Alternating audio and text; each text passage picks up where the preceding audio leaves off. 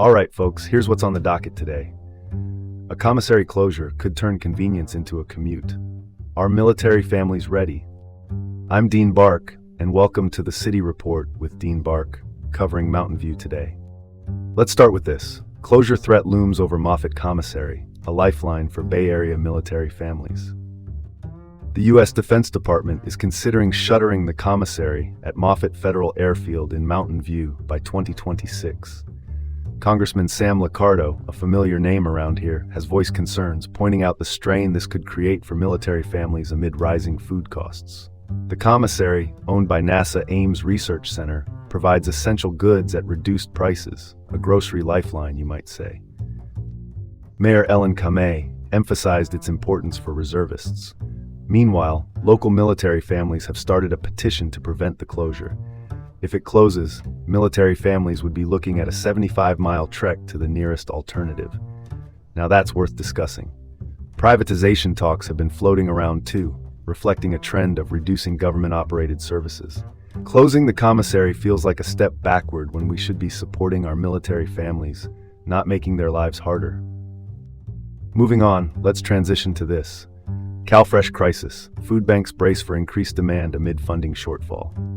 As the federal government shutdown looms, we're seeing the impact on the Supplemental Nutrition Assistance Program, or CalFresh as we know it here in California. Food banks like Second Harvest of Silicon Valley are preparing for a surge in demand. U.S. Rep. Sam Liccardo, yes, he's busy these days, is pushing for emergency reserves. The Congressional Budget Office's report on SNAP cuts only adds fuel to the fire. 1 in 6 residents of Santa Clara and San Mateo counties seeks food assistance. Let that sink in. Local volunteers are stepping up, but it underscores the urgent need for stable funding. It's alarming that 1 in 6 residents seeks food assistance, underscoring the urgent need for stable funding. All right, next topic. Controversy over Santa Clara County's pre-election mailers sparks legal debate. Santa Clara County recently faced criticism for sending out mailers on the eve of a Measure A vote. These mailers warned about hospital closures, supposedly due to federal funding cuts under H.R. 1. Critics argue they indirectly influenced the election, possibly breaching campaign finance laws. The county says the mailers are just informational. They were sent to 700,000 households, costing a cool $266,000. Now, there's a lawsuit claiming these mailers are political campaigning. Transparency should be the name of the game, not political maneuvering. Public agencies must navigate complex legal frameworks during elections, but when taxpayer money is at stake, clarity is key. Let's keep this train moving. Mountain View Los Altos High School District cuts ethnic studies course to 1 semester.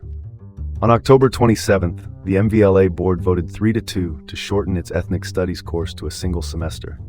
The course has been mandatory for freshmen since 2023, ahead of a state mandate.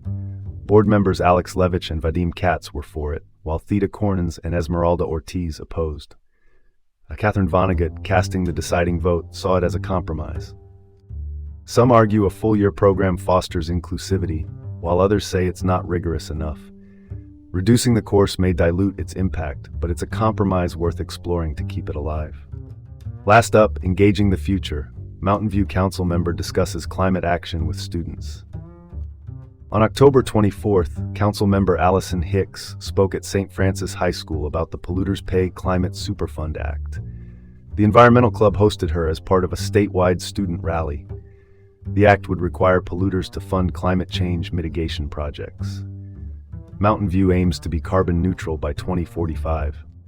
Hicks encouraged students to engage in local politics. Empowering students with knowledge is a vital step towards sustainable change. Other states like Vermont and New York have passed similar legislation. It's encouraging to see the next generation getting involved. And that's all for today's City Report with Dean Bark from Mountain View. Stay informed, stay engaged, and we'll see you tomorrow.